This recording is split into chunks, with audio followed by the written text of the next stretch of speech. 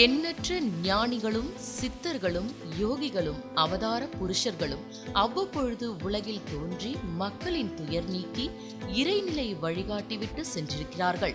அந்த வரிசையில் புதுச்சேரி என்னும் புண்ணிய பூமி ஆன்மீகம் கலந்த மண் சார்ந்த பூமியாக நெடுங்காலமாக உள்ள ஊராகும். இம்மண்ணில் எண்ணற்ற சித்தர்கள் வாழ்ந்து ஜீவ சமாதி அடைந்துள்ளனர். புதுச்சேரிக்கு வேதபுரி, வேதபுரம் என்ற ஆன்மீக பழைய பெயர்களும் உண்டு என்றும் சொல்லப்படுகின்றது. இன்று நாம் பார்க்க இருப்பது நவபாஷண சித்தரின் வாழ்க்கை வரலாற்றை அறிந்து கொள்வோம் வாருங்கள். சுமார் 250 ஆண்டுகளுக்கு முன்பு கடலூர் மாவட்டம் வடலூரில் இருந்து புதுவைக்கு புறப்பட்டு வந்த சித்தர்களில் ஒருவர்தான் சர்க்குரு நவபாஷண சித்தர். இவர் ஒவ்வொரு சிவாலயமாக சென்று தரிசனம் செய்துவிட்டு கடைசியாக புதுச்சேரி திருக்காஞ்சி காசி விஸ்வநாதரை தரிசிக்க வந்தார். இக்கோவிலுக்கு வடகிழக்கே உள்ள சந்திக்குப்பம் கிராம மக்கள் நோயால் படும் துயரம் அவரை அதிர்ச்சிக்குள்ளாக்கியது. அவர்களுக்காக நவபாஷணம் என்கின்ற மருந்தினை தயார் செய்தார். பின்னர் அதனை உண்ணும் விதமாக மாற்றி நோய் தாக்கியவர்களுக்கு கொடுத்தார். அக்காலத்தில் மருந்தினை உட்கொண்ட மக்கள் பூரண குணமடைந்தனர். அதன் பின்னர்தான் அந்த ஊருக்கு விமோசனம் பிறந்தது. அந்த சித்தரின் பூர்வீகம் எது, அவரது பெயர் என்ன என்பது யாருக்கும் தெரியாது. நவபாஷண மருந்தை தயாரித்து கொடுத்ததால் அவரை நவபாஷண சித்தர் என்றே மக்கள் அழைத்தனர். மனதிற்குள்ளே மந்திரத்தை கூறியபடியே நோயாளிகளுக்கு மண்ணை நெற்றியில் பூசுவார். என்ன ஆச்சரியம்! அந்த மண் விபூதியாக மாறிவிடும். அவர்களும் குணமடைந்தார்கள். இத்தகைய சிறப்புடையவருக்கு வருடந்தோறும் தைப்பூசத்தன்று பச்சரிசி கஞ்சி வார்ப்பது இன்றளவும் நடக்கிறது. காணும் பொங்கலன்று சங்கராபரணி ஆற்றில் பூஜை செய்து புண்ணிய நீரால் ஜீவ சமாதியில் உள்ள சிவலிங்கத்திற்கு அபிஷேகம் நடைபெறுகின்றன. மாதந்தோறும் பிரதோஷ பூஜையும் பௌர்ணமி இரவு விசேஷ பூஜையும் நடைபெற்று வருகின்றது. சத்குரு நவபாஷண சித்தரின் ஜீவ சமாதியானது திருக்காஞ்சி காசி விஸ்வநாதர் ஆலயத்திற்கு வடகிழக்கேயும் சங்கராபரணி நதிக்கரைக்கு வடக்கேயும் அமைந்துள்ளது. கோவிலை சுற்றி மூலிகைகள் வளர்ந்துள்ளதால் இது தியானம் செய்ய சிறந்த இடமாகவும் விளங்குகின்றது. கடவுளை காண முயற்சி செய்பவன் பக்தன் என்றும், கடவுளை கண்டு தெளிந்தவன் சித்தன் என்றும் அழைக்கப் பெற்றனர். சமுதாய நலம் பெற மக்களோடு மக்களாக இருந்து அனைத்து உயிர்களிலும் இறைவனை கண்டு மனித முன்னேற்றத்திற்கு வழிகாட்டுபவர்களாக சித்தர்கள் அன்றும் இன்றும் விளங்குகின்றார்கள். சித்தர்களுக்கு தமிழ் ஆன்மீக துறையிலும் தத்துவத் துறையிலும் மிக முக்கிய இடம் உண்டு. சித்தர்கள் என்ற சொல்லுக்கு சித்தி பெற்றவர்கள் என்று பொருள். இமயம், நியமம், ஆசனமம், பிரணாயமம், பிரத்யாகரம், தாரணயம், தியானம், சமாதி ஆகிய 8 வகை யோகாங்கம் மூலம் அட்டமா சித்திகளை பெற்றவர்கள் சித்தர்கள். மருத்துவத்தோடு யோகம், ஜோதிடம், மந்திரம், ரசவாதம் போன்ற அறிவியலையும் தமிழுக்கு சித்தர்கள் அளித்துள்ளனர். மெய்ப்புலன் காண்பது அறிவு என்பதற்கு இணங்க உண்மை அல்லது நிஜநிலை அடைய முயற்சித்தவர்கள் சித்தர்கள். சித்தர்கள் மரண பயத்தை வென்று எதையும் சாதிப்பவர்களாக வாழ்ந்திருக்கிறார்கள். நீரினுள் இருத்தல், நெருப்பினுள் அமர்தல், கூடு விட்டு கூடு பாய்தல், வான்வழியே செல்லுதல் முதலிய சித்த வேலைகளை செய்துள்ளனர். ஆன்மீகம் தழைக்கவும் மக்களின் ஆரோக்கியம் செழிக்கவும் சித்தர்கள் முக்கிய பங்காற்றியவர்கள்.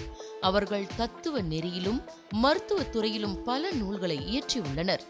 சித்தர்கள் கடவுள் நிலை பெற்றவர்கள் ஆவார்கள். கடவுளுக்கு நிகராக போற்றி வணங்கப்பட்டவர்களாகவும் விளங்கினர். மனிதம், மாமனிதன், இறை தூதன், சித்தன் வளர்ச்சிக்காகவே சித்தர்கள் உருவாகி இருக்க வேண்டும் என்ற தன்மையில் அவர்களது வாழ்வியல் நிகழ்வுகளை ஆராயும் பொழுது யோகி, ஞானி, மகான், ரிஷி, தவசி, மாமுனிவர் என்ற பல்வேறு நிலைகளில் காலந்தோறும் சித்தர்கள் வாழ்ந்துள்ளனர் என்பதை அறிய முடிகின்றது. சித்தர்கள் தெய்வாம்சம் பொருந்தியவர்கள். அவர்கள் அருள் கிடைத்தால் மனிதர்கள் நோய் நொடிகள் இல்லாத வாழ்வு பெற்று மகிழலாம். நினைத்த காரியங்கள் அனைத்தும் கைகூடும் என்ற நம்பிக்கை இன்றளவும் உள்ளது. சித்தர்கள் என்போர் வாழும்போதே வாழ்வின் பயனை மண்ணிலேயே விண்ணை காணச் சொன்னவர்கள். பல காலம் வாழும் வழியறிந்து மரணமில்லா பெருவாழ்வு வாழும் வித்தை அறிந்தவர்கள். கர்ம வினையை வாழும்போதே கழிக்கும் வித்தை அறிந்தவர்கள். பிறத்தலின் பயன் முடியும் வரை இங்கேயே வாழ கற்றவர்கள். பிறத்தலின் பயனே பரிணாமத்தின் அடுத்தபடி போவதுதானே. விரும்பும் வரை இறப்பை தள்ளி வைக்கும் வித்தையையும் கற்றவர்கள். இந்த அண்ட பிண்ட சராசரங்கள் அத்தனையும் இயக்குகின்ற சக்தியை உணர்ந்தவர்கள். அவர்கள் காணுகின்ற எல்லையற்ற பரம்பொருள் இங்கும் எங்கும் இருப்பதை உணர்ந்தவர்கள். சமயங்களுக்கு அப்பாற்பட்டவர்கள். எந்த மதத்திலும் இருந்தாலும் பரம்பொருளை உணர்ந்தவர்கள். சித்தர்கள் அனைவரும் மானுடத்தின் ஒட்டுமொத்த துயரங்கள் தீர வழிமுறை கூறியிருக்கின்றார்கள். அதுவும் ஒரே மாதிரி கூறியிருக்கின்றார்கள். மரணமில்லா பெருவாழ்வே அவர்கள் லட்சியம். இது சந்திகுப்பம் சர்க்குரு நவபாஷான சித்தர் பீடம், சிறிய கிராமம். இந்த சந்திகுப்பம் இது பாண்டிச்சேரிக்கு மிக அருகில் உள்ளது. வில்லியனூர் டு முருங்கப்பாக்கம் பாதசாலையில் இந்த சந்திகுப்பம் கிராமத்தில் வயல்வெளியில் நடுவில் அமைந்துள்ளது இந்த சர்க்குரு நவபாஷான சித்தர் பீடம். சுமார் 250 ஆண்டுகளுக்கு முன்பு இந்த சித்தர் வாழ்ந்ததாக ஐதீகம். இவர் அங்கங்கே சிவாலயங்களை தரிசனம் செய்து வந்து கொண்டிருக்கும் பொழுது காசியை விட வீசம் மிகுந்த சேத்திரமாக காசி விஸ்வநாதர், அக்கரையில் கங்காதீஸ்வரர் இருவரையும் தரிசனம் செய்து வந்தார். இப்பொழுது கேஸ் கம்பெனியாக இருக்கக்கூடிய இடம் ஆதி காலத்தில் எங்களுக்கு சுடுகாடாக இருந்தது. அந்த சுடுகாட்டில் பிணங்கள் அதிகமாக எரிவதை கண்ட சித்தர், ஏன் இவ்வளவு பிணங்கள் எரிகின்றன, எவ்வளவு சடலங்கள் இருக்கின்றன என்று கேள்விப்பட்ட சித்தர் அதை கேட்டறிந்தார். அப்பொழுது கால்ரா பேதி என்ற நோய் அதிகமாக பரவி உயிர்கொல்லி நோயாக பரவி கொண்டிருந்தது. அப்பொழுது எனக்கு சில வைத்தியங்கள் தெரியும் என்று சொல்லி வந்து உங்கள் ஊரை பார்க்கலாமா என்று கேட்டபோது எங்கள் ஊர் மக்கள் அவரை கூட்டி வந்து இங்கே குடில் அமைத்து கொடுத்தனர். அவர் நவபாஷான ரசவாதம் என்னும் மருந்தை தண்ணியில் கலந்து குடிக்கும்படி சொன்னார். அது குடித்த பிறகு அந்த கால்ரா பேதி என்ற நோய் படிப்படியாக குறைந்து பிற்காலத்தில் அது சகஜ நிலைமைக்கு திரும்பிய பின் ஐயா வெளியே புறப்பட தயாராகும் தருணத்தில், ஐயா உங்களுக்கு வயசாகிவிட்டது, இங்கேயே தங்கிவிடுங்கள் என்று எங்கள் ஊர் மக்கள் வேண்டியதின்படி இங்கேயே தங்கிவிட்டார். தங்கியவர் சில நோயாளிகளுக்கு மண்ணை எடுத்து, ஒரு ஜுரம்னு ஒரு யாராவது வந்தாங்கனாக்கா பேசிக்கினே மண்ணை எடுத்து இப்படி நெத்தியில் இடுவார்.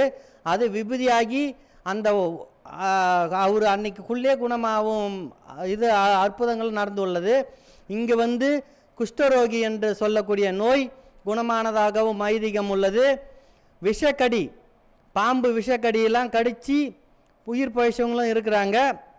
இங்கே விஷம் அருந்தி சீரியஸாக பழைக்க முடியாதுன்னு சொன்ன ஒரு 2-3 பேர் கூட ஐயா கிட்ட வந்து பழிச்சதாகவும் சொல்கிறாங்க. இது வந்து அவரவர் சொன்ன கருத்தோ இல்லை, நானும் கண்கூட பார்த்தது தான், அதையும் தான் நானும் சொல்கிறேன். ஐயாவுடைய மகிமை இன்னும் சில சொல்லுகிறேன்.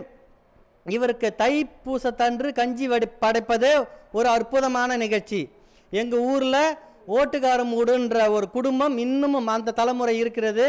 அந்த தலைமுறையில் 7 தலைமுறைக்கு முன்னால் இருந்தவர் மாடு மேய்த்து கொண்டு இந்த ஜீவஸ் அடக்கம் பண்ண ஒரு 2 நாளில் அவர் மாடு மேய்த்து கொண்டு இருக்கும் பொழுது அந்த நொச்சி பதாரில் இவர் மாடு மேய்ச்சிக்கின்னு அந்த நொச்சி பதார் கிளையில் உக்காஞ்சிருக்கு பார்த்து அந்த பூஜை பண்ணிட்டு போன பின்னாடி அதில் இருக்கிற தின்பண்டங்கள்லாம் எடுத்து சாப்பிட்டுட்டு இவரெல்லாம் சாமியார், இவருக்கெல்லாம் பூ புஷ்பம்லாம் தேவையா, இந்த இளநிலாம் தேவையான்ட்டு கையாலையும் காலாலையும் இறச்சி அவரை இழிவாக பேசிட்டதா சொல்கிறாங்க. அதே டைமுக்கு அவருக்கு கை கால் இழுத்துக்குன்னு அங்கேயே அந்த ஜீவ அடக்கத்து பக்கத்துலேயே இருக்கிறாரு. மாடு பொழுது போனதும் மாடுலாம் மேய்ஞ்சிட்டு வீட்டுக்கு போயிடுது. இவர் வீட்டுக்கு போகல, பிள்ளைய காணான்னு தேடுறாங்க, கிடைக்கல. நைட்டு ஃபுல்லாக அந்த ஜீவ அடக்கத்து மேலேயே இருக்கிறாரு. பெரிய மண்மோட அந்த இடம் தான் இது. அந்த மண் மூட்டு மேலேயே கத்திக்கின்னு இருக்கிறாரு, யாரும் பார்க்கல. விடிகாலில் விவசாயம் பண்ணலான்னு போகிறப்ப என்ன மேட்டு மேலே ஏதோ சவுண்டு கேட்குதுன்ட்டு 4-5 பேராக போய் பார்க்குறாங்க. இவர் கை கால் இத்துக்குன்னு ஐயோ அம்மான்றாரு.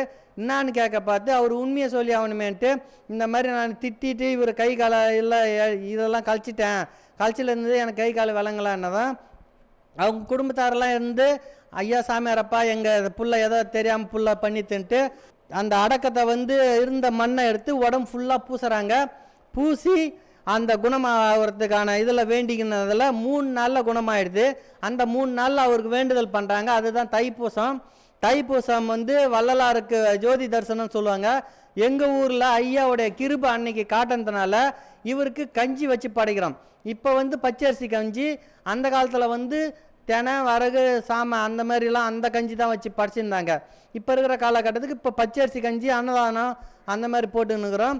இவருக்கு வந்து குரு பூஜைன்றது வந்து காணும் பொங்கல் அன்றுனாக்கா இவர் முக்தி நிலை தெரிந்து ஊர் மக்களை கூப்பிடுறாரு.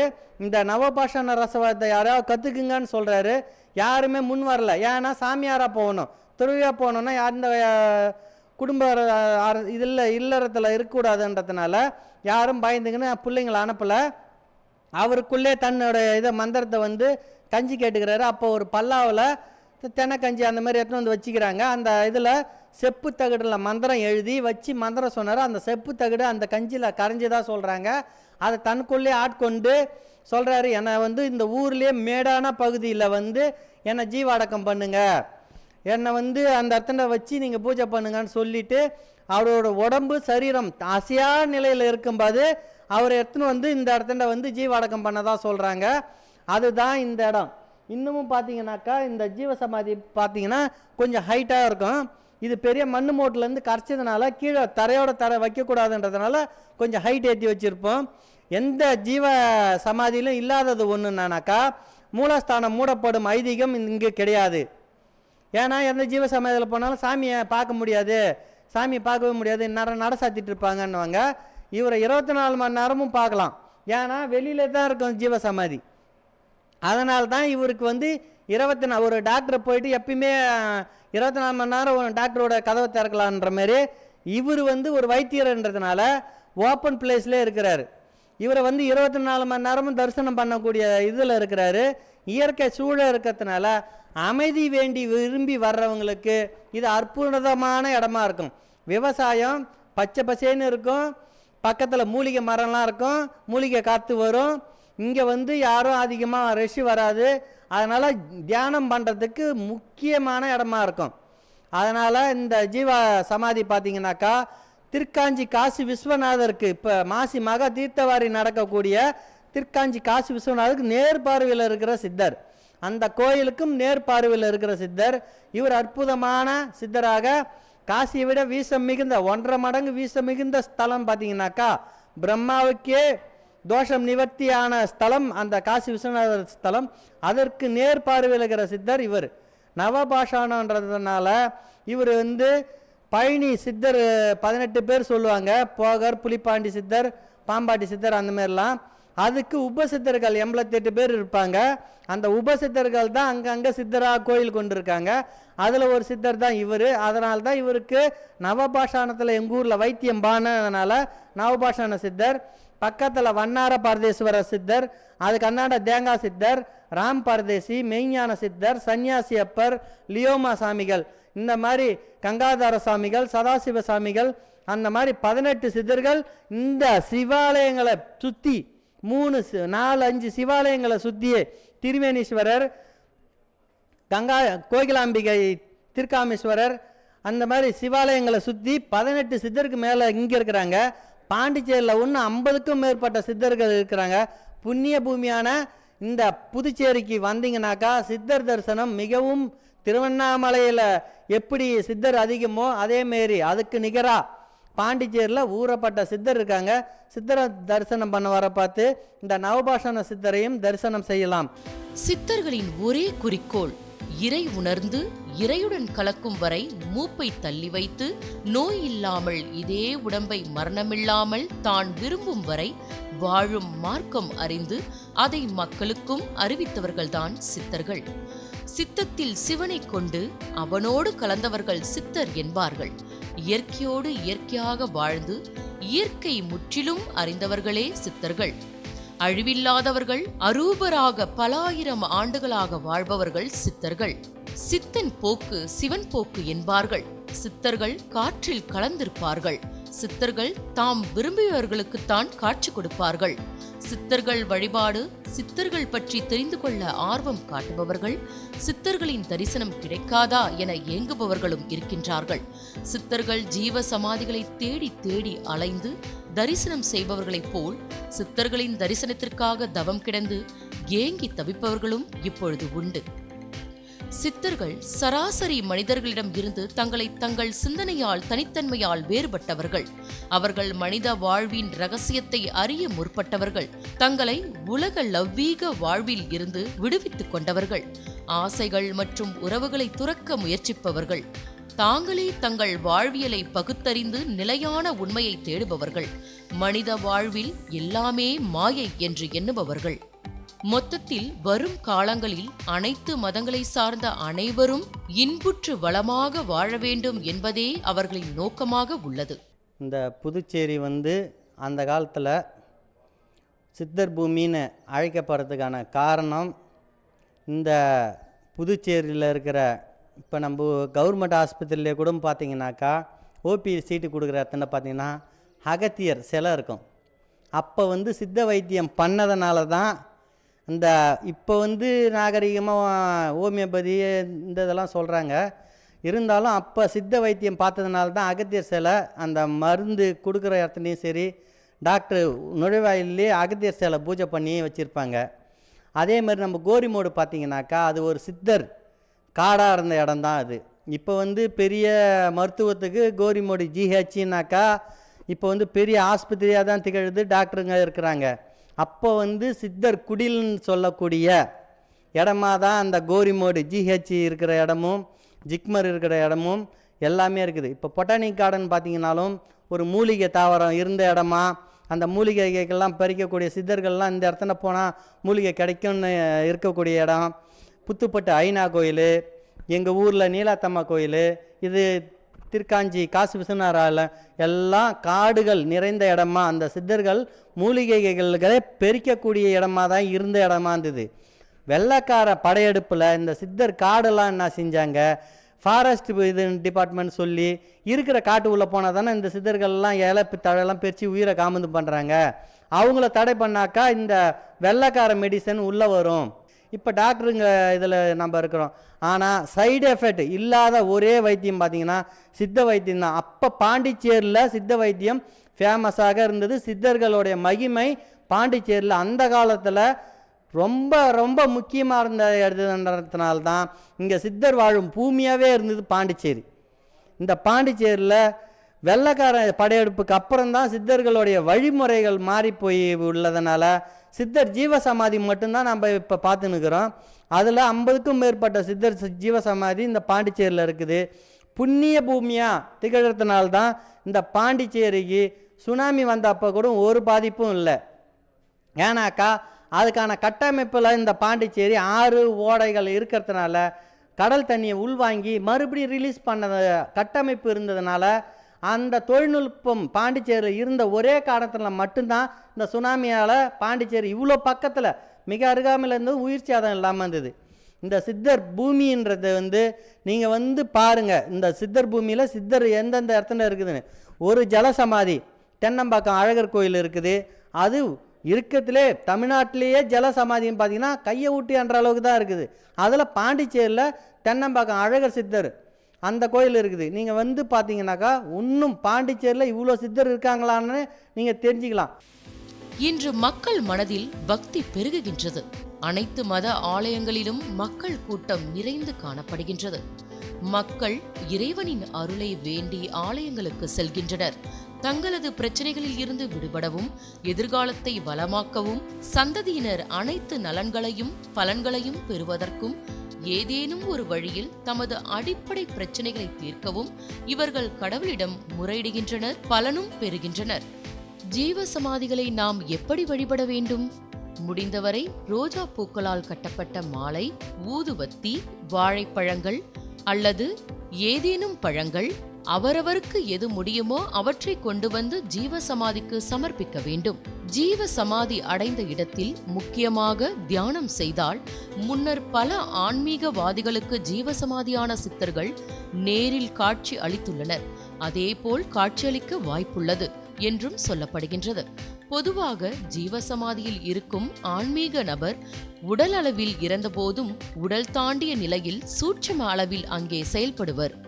ஜீவசமாதி ஆனவரை பின்பற்றுபவர்கள் அங்கே தியானம் செய்து ஆன்மீகத்தில் முன்னேற்றம் காண வருவோர். மேலும் பொதுமக்கள் பலருக்கு சூட்சும நிலையில் இருந்து உதவி புரிவார்கள் ஜீவசமாதி ஆனவர்கள் என்பது குறிப்பிடத்தக்கது. ஜீவசமாதி என்றால் ஜீவனை சமாதியாக்குவது என்று பொருள். ஜீவன் என்பது உயிர், அதாவது ஆத்மாவானது உடலை அடையும் பொழுது எவ்வளவு தூய்மையாக இருந்ததோ அதே தூய்மையை மீண்டும் பெற்று உன்னத நிலையை அடைவது என்று பொருள். ஒவ்வொருவரும் பிறக்கும் பொழுது தூய்மையான ஆத்மாவாகத்தான் பிறக்கின்றோம். ஆனால் வளரும் பொழுது காலம் செல்ல செல்ல உலகம் என்னும் மாயையில் சிக்கி பல பாவங்களை செய்கின்றோம்.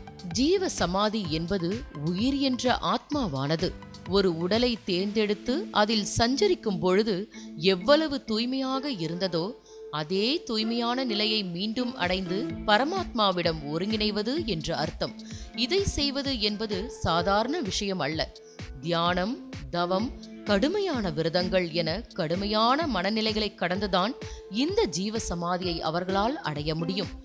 ஒருவர் ஜீவசமாதி ஆகும் பொழுது உடல் அழுகுவது இல்லை. மாறாக ஜீவனற்ற அந்த உடல் சுருங்கி வற்றி போகும், கெட்டு போகாது. மகான்கள் தங்கள் உடலை விட்டு பஞ்சபூத நிலைகளில் எந்த நிலையில் வேண்டுமானாலும் தங்களின் ஆத்மாவை உருவகம் செய்து கொள்ள முடியும் என்று சொல்லப்படுகின்றது. பொதுவாக ஜீவசமாதி அடைபவர்கள் உலக நன்மைக்காக வேண்டியே அதை செய்வார்கள். அப்படி செய்யும் பொழுது அந்த எண்ணங்கள் அவர்கள் உடலோடு ஒன்றி இருக்கும். அந்த எண்ணங்களின் அதிர்வுகள் அந்த ஜீவ சமாதியின் மீது இருக்கும். கட்டுமானங்களில் எதிரொலித்துக் கொண்டே இருக்கும். நாம் அவற்றை வலம் வரும் பொழுது அந்த அதிர்வுகளானது நம் மனதையும் தாக்கி அதை தூய்மை செய்து நல்ல சிந்தனைகளை நம் மனதிற்குள் விதைத்துவிடும். பல மகான்கள் ஜீவசமாதியை தேர்ந்தெடுக்க இதுவே முக்கிய காரணம். நாமும் இனி பக்தியுடன் வலம் வந்து நல் பேற்றினை அடைவோம்.